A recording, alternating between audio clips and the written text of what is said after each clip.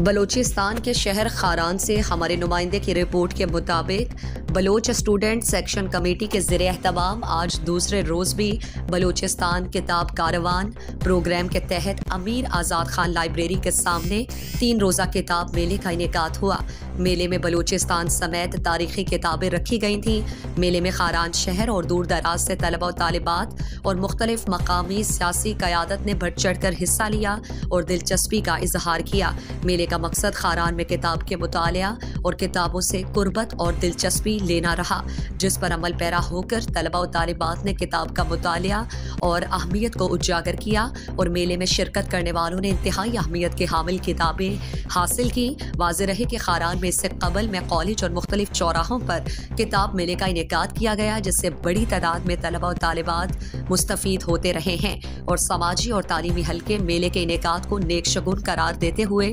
Bloch students committee की जानिब से मेले के इनेकाद के जद्दोजहद को सराहा गया है और कहा गया कि किताब मेले का इनेकाद दौर जदीद की ज़रूरत है, जिससे इंतहाई अहम और नायाब किताबों से मकामी तलबा और तालिबात मुस्तफ़ीद होकर बेहतर मुस्तकबिल की जानिब गामज़न होंगे। किताब कारवां के नाम बलोच स्टूडेंट्स कमेटी के मुंतज़मीन की जानिब से मेले के इनेकाद को काबिल तहसीन अमल करार दी है।